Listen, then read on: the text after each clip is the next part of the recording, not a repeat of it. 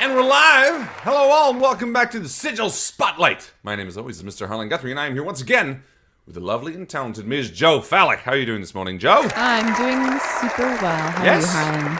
Yes! Yes. What's new in your life? All the new stuff that's going on. Do you see the panic crossing my face? Eyes? Yeah, I mean, Sigil has been rolling out a ton of new stuff. We've been working hard on the S5E fulfillment. We have a new project coming up dangerously soon that we are excited to be announcing very, very shortly. And talking about, as well as the Tuesday night stream has taken a little bit of a hiatus because we are going to be back this coming Tuesday with a brand new campaign set in a similar world. If you have watched the other episodes, I think we ended at 18 parts. It's a hefty little campaign. A little chunk of campaign there. We're going to be back with something a little bit new, but the same players and characters for the most part. So it's going to be a really fun time if you are looking at finding out more about what is sort of coming next for Sigil, as well as if you just enjoy sort of actual play TTRPG stuff. Every Tuesday on this channel at 7:30, you can definitely be checking that out. That's right. Are we allowed to release the details of our next, what is it called? Kickstarter. Project. Yeah, I mean, so, you know, those who have been watching know that at the end of that campaign, we've released a trailer. We've shown people what's coming. The details yet are a bit vague, but it's a really exciting project that I'm really excited to be a part of. And yeah, if you like S5E and everything we did there, get ready for something exciting that's coming next. It's going to be very, very soon. But that's not what today is about. Sigil Spotlight is, a show that we bring on people, and we talk about their role at Sigil as well as what they're doing in the world, what's going on with them. And sometimes we do some tips and tricks like we did the other week. But beyond that, is there any news before we get to that? I'm just checking our little news feed here. The live feed. The ticker tape. It looks like the new Kickstarter is launching April 12th. Yes. So this show is airing on the Friday. That means it's going to be this Tuesday. Yeah. Yeah, and then that Tuesday night is the first game. Weird how that got timed out like that. Is that coincidental? Who knows? Almost purposeful. Anyway, so yeah, get psyched for that, as old school Wolfenstein players will understand. Today's guest is somebody that we're really excited to talk to and about. We've had people on here before that deal with VTT and some of the more technical side of role-playing. But this person has a wealth of experience, not just on VTT, but sort of in the whole web development side. So we're really excited to sort of dive into that, especially if you're somebody who might be intimidated by VTT, or you use it and don't understand the intricacies or what other things it could offer. It's going to be very interesting. And I think if that's news aside, right? I believe so. The only other thing that I see here that I think is kind of interesting is we have some new marketing team people who have joined Sigil, which is really exciting. And we're going to be having them more active on our social media accounts. So we're going to have more activity on Twitter, Facebook, Instagram, and TikTok as well. Which everybody needs. Absolutely. Everyone needs more TikTok activity. Stay tuned. I'm excited about that. And then there's a potential new updates for our Patreon. Yeah, so I guess welcome Six and Kayla to the marketing team. I believe they just joined on April 1st. Nice to have you guys. Because we thought it was a gag. Not really. No. Yeah, so that's exciting. So hopefully we're going to see some more interaction from you, the viewer. The community. But without further ado, let's bring on today's guest. Please welcome to the stage, front and center, Mr. John Odishu. Wow, uproarious applause for you, John. How's it going, guys? Good, how are you? I'm awesome. Thanks for having me today. Thank you for joining us. We're so excited to have you. And for those of you in the audience that might not know the full extent of what you do, John, why don't you tell us a little bit about what you do and your role at Sigil and sort of, I guess, what's exciting you right now? Sure. So I've been kind of a jack of all trades at Sigil for a couple of years now. It's great to hear about all these new team members. It's like a small army now. So that's exciting to keep adding people and keep growing. That's so awesome to see that. So I joined kind of like early pandemic. I've been a gamer for such a long time, since I was in early high school. My my parents kind of subscribed to the Satanic Panic. Oh, really? So Same. they were, yeah. So, Yeah. well, luckily they came around. But my cousin showed up at our house one day with a big box of RPGs. I think it was mostly AD&D Second Edition, and my parents like chased him out of the house. Wow. But I still got back in. I still got into it when I was in early high school, and have kind of just played ever since, and a lot of different systems, but mostly Savage Worlds for the past, I'd say, 15 years or more. So, but at Sigil, so I had a really great IRL group, still do, but we had to make a pretty hard transition during the pandemic, right? Mm-hmm. Because we wanted to still play and we couldn't meet up, and it's a big social outlet for a lot of us. If we don't get that, then we're just going to be sitting around bored. So absolutely, yeah. I started cranking hard to learn on Roll20, and then very quickly moved over to Foundry. Just really connected with Foundry in the way that the UI works and everything. So I was super excited about that system. Started, getting into the Discord, and Aaron Acevedo just kind of put out a thing and said, "Hey, I need some people." the initial job posting, and I think this was like right around the same time that John Stevens and I came on, like almost exactly at the same time, just like a couple months, or wait, no, it was right before Amy came on. And the job posting said like, "Hey, I need some people to resize images. I want people to take the images from our books and resize them so they can go in the VTT." And I'm like, "Oh, I can do that. I've worked in Photoshop for years, and whatever." And so I threw my hat in the ring there. And I had no clue what was going to be happening over the next year, as we were trying to create a new system for Foundry, trying to launch products for Roll20 and Foundry and other systems, and pushing our internal stuff. I did a redesign for the Sigil website, put that on a new platform and newer technology, because that's kind of my background as well. I did a redesign for the Pinnacle website. So like it just started very simple, like, "Hey," snowballed really. Yeah, come and resize some images for me. And it's all this VTT stuff, and it was really fun. But specifically, what I do is so for like the Foundry modules, that's my main function at Sigil, is to work with the Foundry modules and to start the HTML layout, because design background, I'm not a coder, so we've got lots of talented developers, Joe and others who are fantastic. But I'm more on the artistic side ish, not really an artist, but more of a designer.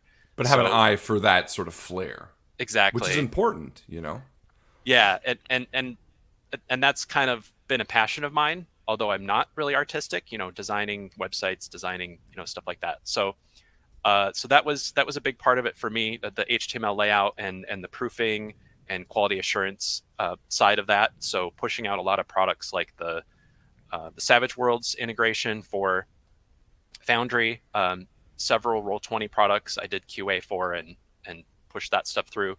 And then I kind of, like I said, I became sort of a jack of all trades, for Aaron. If Aaron needed anything with the website, he was tossing stuff my way, and I was, happy to help on that side. That's just something I love to do. I've helped a lot of small businesses and also nonprofits with their web stuff, because it's not something that's democratized these days. It is so expensive to do marketing. It's incredibly expensive. So for small companies that can't afford stuff, I mean, this is certainly a paid position for me, but for companies that really need that help, and it's just like the yoga studio I go to, she has no clue how to create a website or to set up socials. So, that's something. I always put it this way: if I knew how to fix cars, I would be helping people to fix cars, but I don't know how to do that. So I know how to do help in marketing. the way that how, which is fantastic.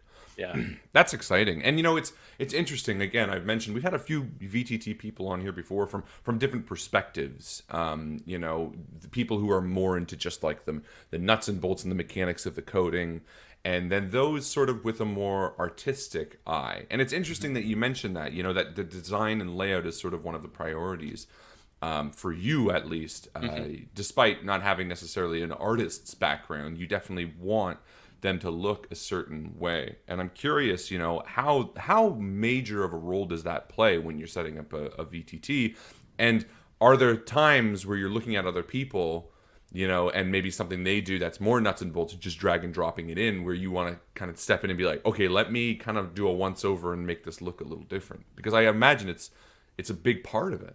It is. And luckily, like I said, we have some amazing programmers, and especially Josh Zeal on the Sigil board. He is just an incredible wizard with CSS. I could not do the stuff that he does. So he kind of supports all of the look and feel, like how everything stitches together. So when when you open that compendium in Foundry, they're called compendiums. So you open that and you want to be able to see it and look at it like it's a book, right? It needs to look and mirror exactly to what the printed book is going to look like. But there's differences, right? You're seeing it on a screen, so it can be wider or narrower. You have to adjust for that. You have to look at placement of images. You have to have the text flow around the images in a good way that's going to work with the copy. You got to get all the assets from the book, the printed version, and optimize them for web. It's basically like designing a web page to create those. So Josh kind of does all that back end kind of figuring out what the headers are and the fonts look like and what the background image shows up as and all that stuff. And he's got that so well nailed down for like the Savage Worlds that we started with, and then just using that code for future projects and making tweaks, like in Pathfinder. It's a lot of the same stuff, except the background's different, and the header is in a different font. So stitching that all together, and then my role would be taking the physical objects, so like the text and the images, and placing them so they look good. And then again, like I said, resizing. It might be on a different size screen. It has to look nice and flow well. And there's like a second layer. It is very work intensive. There's a second layer of QA. The copy on the words on the book are proofed and done, right? But as we're transitioning stuff over to the VTT platform, like the web page design, you have to go through a lot of quality assurance to make sure that the internal linking is working and that everything shows up right. So it's not like just taking the book and saying, okay, we're going to move it over here. It's a completely new product and a new experience. Yeah, and there's a certain amount of trust that needs to go into you too, from people to be like, I would imagine, a designer or someone who's going to decide where those images go and how they go is in essence similar to like laying out a page of a book. It's going to be someone's decision as to where does that art go, where does that text go, and if you do that poorly, or if you don't have a particular style, or if it doesn't have a congruent or a carryover between the different subsets in one VTT module, that's an issue. You don't want to open one character sheet in something that has maybe Savage Worlds, and then open a secondary closely related that's like an add-on to that, and it's completely different layout. You know what I mean? So there's things that we as consumers and people who use these don't even realize. We don't even see how you need to be careful about certain things when it comes to that. It's a little scary, I'll be honest. Yeah. So it's because I'm such a big fan of particularly Deadlands, but all the Savage Worlds products. I did not want to screw anything up and have like Shane look at this, or Clint or Jody and go, who is responsible? Yeah. This, yeah. Who did this?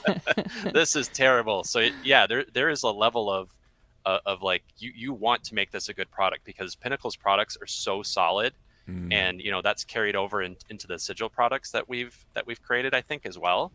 there's just that level of polish that you don't always get with RPGs. I think in some cases people just produce an RPG and they put it out there, but there is some really deep thought put into the design of all the products that they do. So it's like we have to meet that standard. we gotta. It's true. There. It's a high bar to sort of clear. Now, it's sorry, Harlan. It's nice to hear you mention that aspect of the passion that goes into the work behind the scenes. Even something that, I mean, on its face is as simple, although you were just talking about the specific details as designing these VTT companion pieces or resizing images.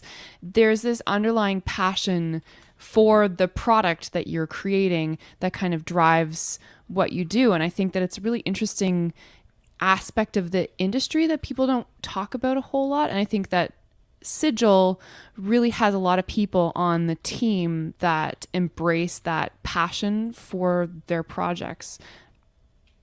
I'm just wondering if you see that in a day-to-day or whether that's kind of like an undercurrent for you. Oh, absolutely. Yeah, like every single person on the team has joined the team probably because they're a fan of some product or other, right? Something that Sigil has produced or something that Pinnacle has produced. And, Sigil has so many fantastic artists. It's just cool. Like when I was redesigning the website, just looking at all the art and, wanting to place it and highlight it in a way that is, shows the value and, just the amazing artistry of some of that stuff. And Aaron himself pumps out, he will be doing just incredible stuff. Sometimes he posts it on the Discord board and everybody's just like, holy crap, look at this.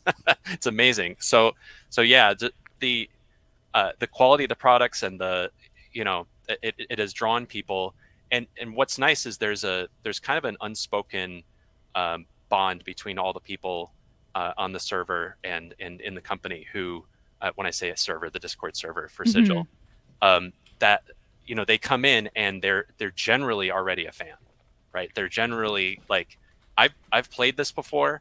I want to help create this product or improve this product for myself and also for others that play. Like, I think I've heard several people on the team say that, like, I am building this module right now. Like the Rifts one was a big one. That was kind of a passion project of several people on the team for Foundry and for Roll20. Like, I want to play this in a VTT. I want to do this. So I'm going to make this the best that I can. So many times. Yeah, we're consumers of these products that we're working so hard to promote and prepare. Right. Exactly. So many times I've heard people say like, hey, what about this idea? Let me throw this in because I think that would just be cool to do. Yeah. And, it may or may not be something that that we may do again, but, or it may not stick, it may not be a good idea necessarily, but people are just wanting to collaborate and put their ideas in to make it a better product. And that's just so cool to see. Like, there's absolute passion on the team. It's awesome. That's fantastic. Sorry, Harlan, I interrupted you earlier. No, I was honestly, I was curious, and we sort of asked this question a few times. A lot of people jump on and they start with Roll20. And I'm wondering, because you mentioned at the beginning that you then made the hard switch to Foundry. You were kind of like, oh no, Foundry's where it's at. We hear that a lot. For lack of a better word. Yeah, we hear that a lot. And I'm curious, because everyone's answer is a little different, what about Foundry appealed to you and your needs? Why is Foundry the bigger shark in a way? I'm kind of a snob when it comes to UI. I want a nice UI that I can use. Roll20s is okay. It certainly needs an update. It's been years since they created their product, and it works, which is great. It is something that you can give the link to your friends and they can join your game. They don't need to install anything. They don't need to do whatever. Fantasy Grounds was the competitor. I tried several times to get into Fantasy Grounds and I just couldn't wrap my head around it. So I know some people love it, which is awesome. I just, I need to work in a medium that is, because it really is a medium, VTT is a medium, that's going to work for me. So when I saw Foundry, some of the issues I was having with Roll20 is that it just takes so many clicks to do something. It was taking me a long time to put stuff together. And then having having it be a closed ecosystem bugged me a little bit. Like you create or you buy stuff for that system and it's only available on that system. And I guess that's true to a degree for Foundry as well. But I just wanted some more freedom with creating and plugging in tools and things. So Foundry, like Savage Worlds, so I think this is why a lot of Savage Worlds GMs or players gravitate toward Foundry, is that you can tinker with it, and you can tinker with Savage Worlds, and that's what we've been doing for years, and playing in different genres, or adding different rules and stuff like that. It's not, I see some players, and it could, people tinker with D&D as well, but I think Savage Worlds is just uniquely suited to that. And then a lot of people looked at Foundry and said, you can add modules, you can change the experience, you can host it on your own server, but yet people can still join from a browser to play with you. There are servers out there that you can just hire or subscribe to and create your own server, and you don't need to manage any of that. So there's just a lot of cool stuff with that, and the community is so great. Wanting to push stuff forward, and Andrew and the team at Foundry are just continually pushing forward the technology, and then every time they create something new, the Foundry, the people who make the mods, basically the modules, all the developers for Foundry are just pushed in a new direction and say, okay, with this new tool, like for the card support, for instance, they just rolled that out a couple months ago. Yeah. All of the developers are like, okay, let's go. We can have this cool thing with the cards. And again, I mentioned Josh. Josh created a fantastic module that deals with the cards and hands and decks in that system. So it's kind of like passion feeding off of passion. It's really cool. And it's interesting too, because I would imagine the modularity, or the way you can kind of get into the nitty gritty of Foundry probably aids a lot to also learning and teaching yourself how to do it. With Roll20, sure, you can subscribe to this pack of assets and it's just sort of dropped in there. But with Foundry, getting into sort of the guts of it also teaches you how to do it, which I think is probably a better training tool. And I've noticed a lot of people, especially who are sort of new to this world and understanding it, like Foundry, not just because of that modularity and sort of that way that you can get to it, but also because what they can understand by sort of testing it, and kind of moving back and forth between it. It's a really fascinating program. Yeah, and having that support on the Discord, so the Foundry Discord, and specifically the people who create and develop for Savage Worlds. So there are people who create for Savage Worlds that are not affiliated with Sigil, of course, and they're out there still building stuff and being passionate about that. That's so helpful too, because as a specific Savage Worlds GM or a D&D GM, something like that, you can go into that system and get into that community and get support, and people are just falling over each other to help you out, which is great. Certainly Roll20 is easier, I think, to just pick up and play, and they have the ability to just buy products, and that's right in there. You don't need to do a lot of fiddling. But the learning curve was fairly steep for me for Foundry. It took me 2-3 months just to kind of wrap my head around it, but I was very new to VTTs at the time. But then being able to bring that learning and help to create products with it, with Sigil, was very cool. So it's kind of, I always kind of wrap back to that. Like I learn a new skill, and then I get so excited I want to teach it to others, and that's kind of what happened with yoga as well. So I became a yoga instructor. Yeah, you mentioned you teach yoga as well. I do. Yeah, I teach twice a week. I have a local studio that I teach at. I teach like a traditional vinyasa kind of flow, if you can know what that is. But I don't, but maybe. So it's kind of, you do. It's kind of one breath, one movement. So there's a lot of styles where you just stay static for a long while. You're in a pose for a little bit, and traditionally those are called that would be like a hatha style, where you do a pose for maybe 1-2 minutes, and then you move to the next pose, and you may have some flowing in there. Vinyasa uses a lot of breath, so you're constantly moving around.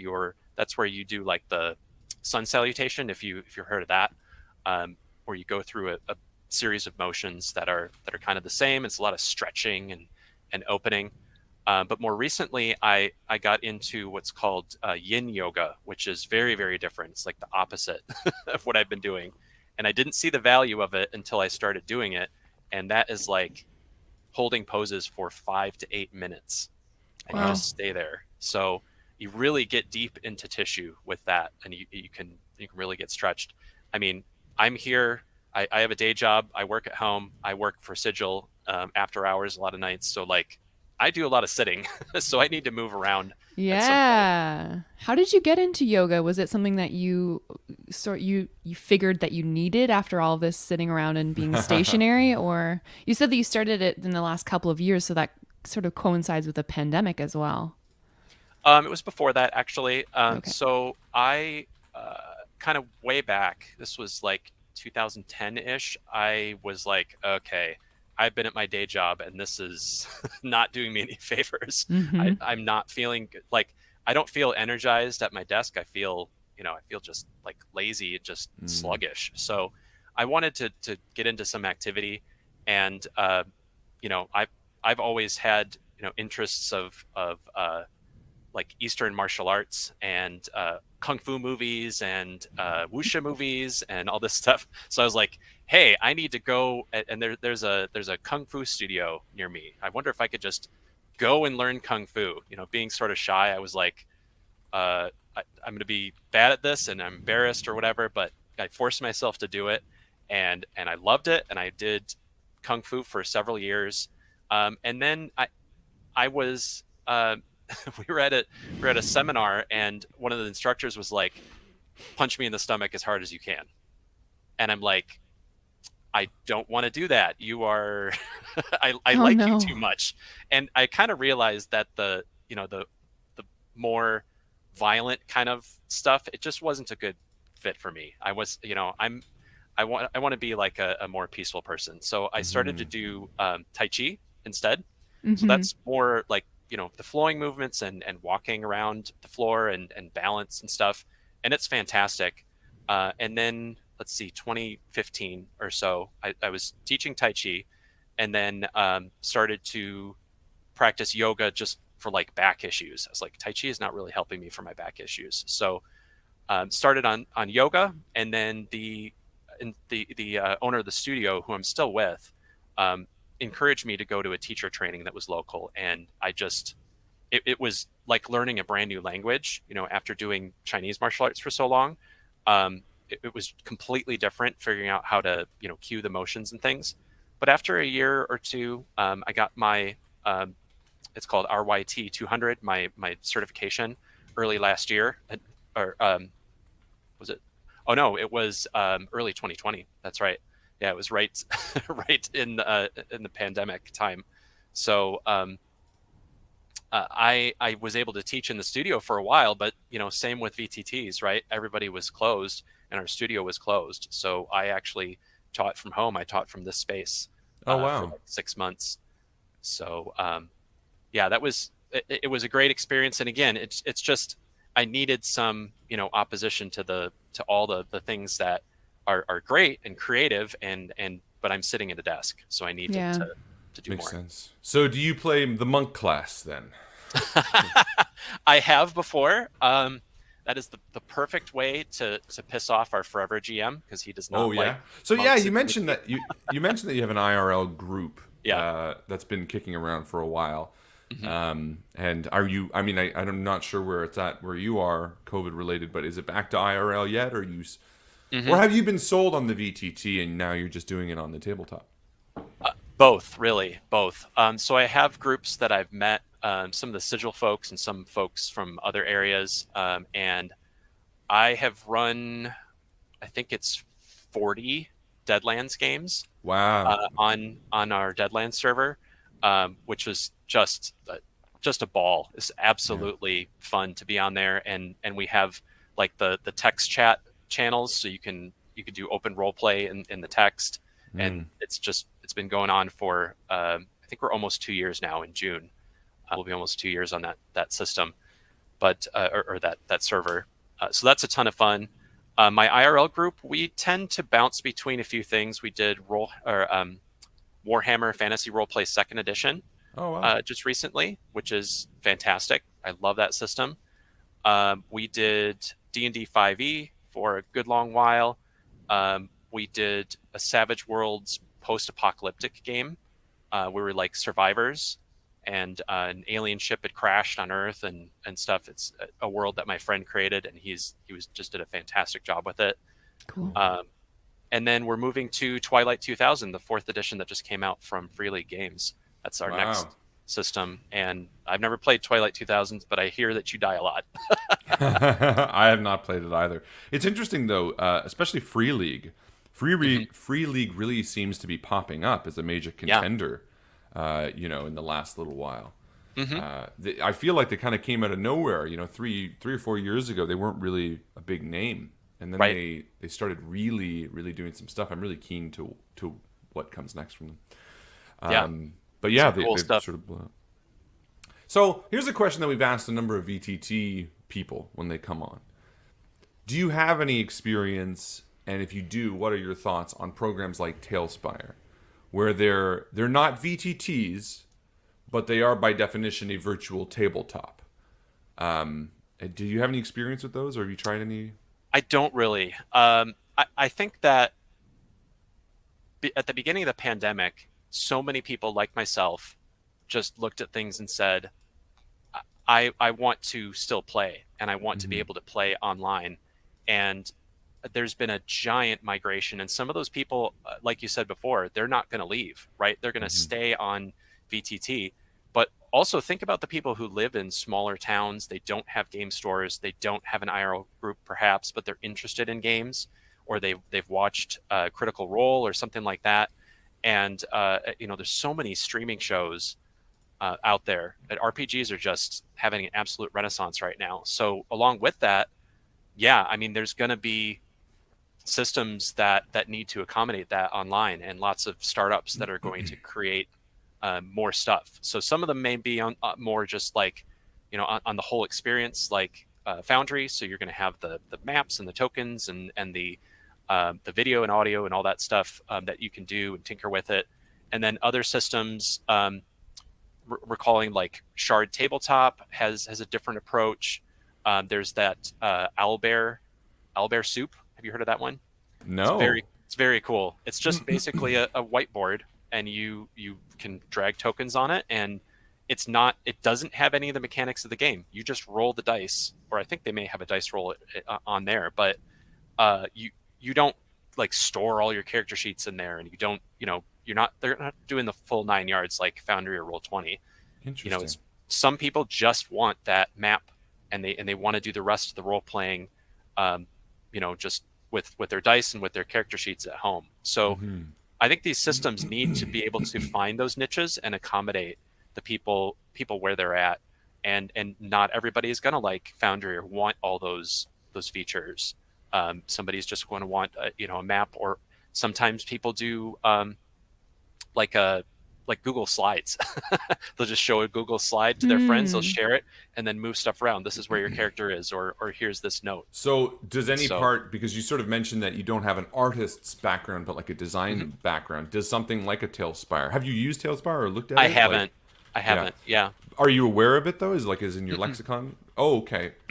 So it's like a very detailed map, essentially. But what they're doing is they're really trying to emulate the feel of like a Dwarven Forge. Like very high quality, modular, like you can build on the map and use pre-built community maps as well to sort of just drag and drop and slot it back into your game.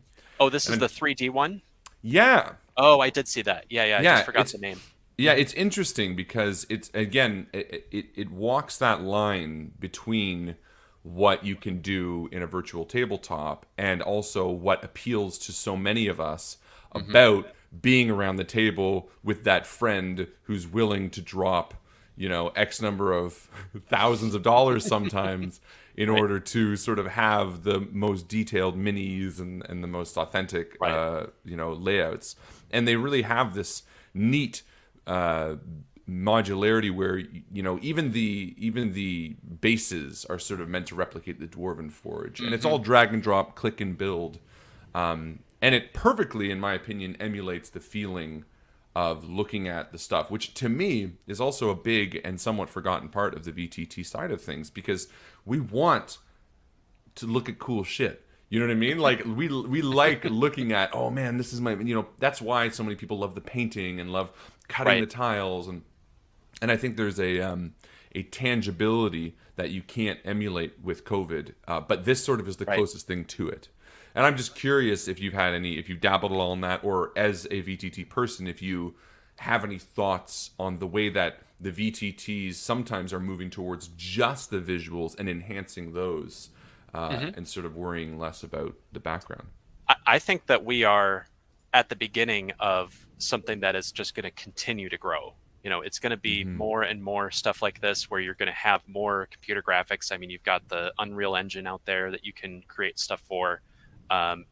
It's going to be that line between video games and RPGs, I think, may be able to go away, right, at some point. And some people just may want to be around a table with their friends. And I think that's a lot of what we're seeing here is with RPGs, is that it's that social component, the collaborative storytelling. I love that term. Like that is people who are, like I said with my parents, the satanic panic. They didn't understand what we were doing actually when we sit around the table. We're creating a story together. We're being creative and having a fun time discussing stuff. And after I started RPGs, the reason that they were okay with it was because I was way more social afterward, right? It wasn't. Yeah, it's interesting how much people don't know about something and yet have really strong opinions. We all have been there. It's interesting. I mean, there's a really strong pull, from the parents of this year and yesteryear, where just not understanding what's going on leads to disliking, sometimes disowning. And it's interesting how, oh, wait, if you inform yourself on what's going on, then you realize that you have nothing to fear about. And I think RPGs are absolutely one of the most social, exciting ways to play. I mean, it's really nice to be involved, and you must feel this too, to be involved in something as broad as RPGs, because there's so much potential for positivity in RPGs. It really is, for lack of a better term, a pretty honorable pastime. You get to socialize, you get to experiment, you get to play with your own gender and sexuality in a comfortable way when done properly. They have safety tools sort of embedded in most proper games, and it's a great way to make friends and to, sometimes even repair friendships. I've definitely had my share of games that have ended up making me closer to people that I was not as close to. So it's kind of nice to be playing in this sandbox with so many positive possibilities that exist within it. It's just a basic human need, I think, to communicate and to tell stories. And I don't see this that much differently than when I would go to my father-in-law's house and he would just regale us with, hunting stories or something like that. You're sharing your knowledge and point of view. And maybe you're playing a halfling rogue or something like that in an RPG. That's not actually you, but you're creating something and you're communicating. So I think when more people see that, and I think that was the power of like the streaming games and Critical Role and such, people were able to point to that and go, oh wait, that's D&D. Okay, that's not it's not just a bunch of nerds hanging around a table in a gaming store and arguing over a rule. It's like there is so much more to the game than that, and it can be so great. So that's it, right? Yeah. Sorry, go ahead. So you are a father, correct? You've got some kids running around, and you're someone who, as you've described, loves learning new things and then teaching others those new things. Have you looped your kids into your nerdy hobbies, or are they too cool for that? I worry about them a little bit, getting girlfriends in high school because of all the nerdy stuff that I've exposed them to. And now, they're getting a little older. They're both boys. They're 10 and 12, so they're kind of, and my older son's almost 13, so they are more into like the Roblox, Fortnite, chatting with people on Discord. My older son does, at least, and starting to get more social that way. We have definitely played a bunch of RPGs. I did a fantasy homebrew with them on Savage Worlds, and just like put it out there. And this was when they were very young, so I didn't even have any combat in it to begin with. It wasn't until they were a little older that we did combat. It was just like a story. We're talking about a story. I think the first one we did was, you're in a town, and you're just these adventurers, and you witness a theft. Somebody steals something, and then they find out that there's more to the story. So they just explored that, and they really enjoyed it. So we played that. I think we've done like 20 or so sessions of that over the past many years, and they still have their characters. And then we've been talking about like a sci-fi. I really like sci-fi, so that's kind of my thing. So something like that, like a sci-fi superheroes, or a Titan effect, just kind of like a Titan effect, the superhero spies, but sort of more geared towards kids, because a lot of the stuff in there is kind of military and a little bit more serious. But it's just, the game is the game. That's what's printed, but you can make it however you want, and that's what's so great about RPGs. In general, yeah, it's fantastic. It's exciting, especially, we have a 5-year-old now, and he's just sort of on the start of understanding. But, he DMs us in little games. That's his thing. He always wants to be the DM. Yeah. Guys, you want to play D&D? Which he just uses as a generic term for RPGs in general. This has been fantastic, John. So is there anything that you are working on? Obviously, you're a consumer of all these, and you have sort of that creative edge when bringing these to VTT. But is there anything, do you have any passion project, anything that you're sort of plugging away at, your own system, your own conversion of something that you want to tell people about that we can sort of be looking for? Or Yeah, and it's not really ready to be talked about, because I'm at the very, very early stages still, even though it's been a couple of years. I kind of got into writing. Let's see, it was 2019. I did if you guys have heard of the NaNoWriMo Challenge, National Novel Writing Month. I did that in 2019 and did a cyberpunk fantasy kind of mashup story. I wrote like 55,000 words. It was like one of the hardest things I've ever done. But I looked back at that and I said, I really do. I pushed myself to do that, but I really do enjoy writing.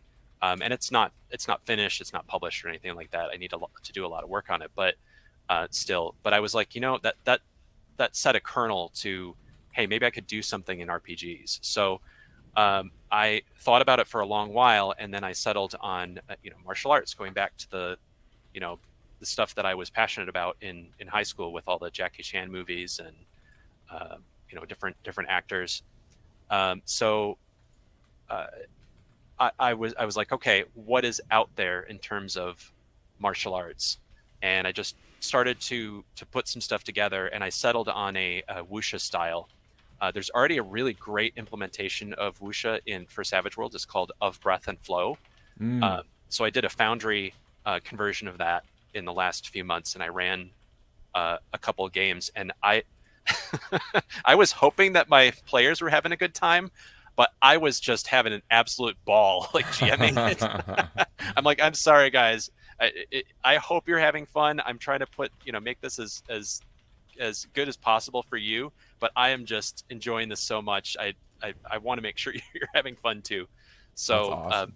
That was a ton of fun, and I'm thinking about stories and stuff for that to push that forward. So I think some adventures perhaps I could put together for that, but yeah, so many other things going on, and the yoga and the working with Sigil and my day job. So, and certainly time for family. So not a ton of time for that stuff. In fact, like John Stevens, I have no clue how he does all the stuff that he does, because he produces products and he's got a family and he's, working for Sigil as well. Some people just seems like they have extra hours somehow in a day. They sneak them in some way. Jerks. Yeah. That's amazing. Well, that's really exciting, John, and we're all going to be looking out for that at some point. You'll let us know, of course. But yeah, that is, I think, it for us today. John, again, thank you so much for hanging out with us. This has been an absolute blast getting to learn a little bit more about you, more about VTT in general, as well as sort of what motivates you and informing us on how much work really goes in behind the scenes. Mm-hmm. Yeah. So again, thank you so much for joining us. Thank you guys. This was great. Oh, thanks, it was John. our pleasure. Are you kidding? It's always great to get to meet more people at Sigil and understand exactly the work that goes on behind the scenes. But yeah, that's it from us. Ladies and gentlemen, thank you so much for hanging out with us at Sigil Spotlight today. My name is always Harlan Guthrie. Again, Joe Fallick. Hope you have a wonderful weekend. Enjoy the rest of this Friday. And we will always see you round the table. Good afternoon. Bye.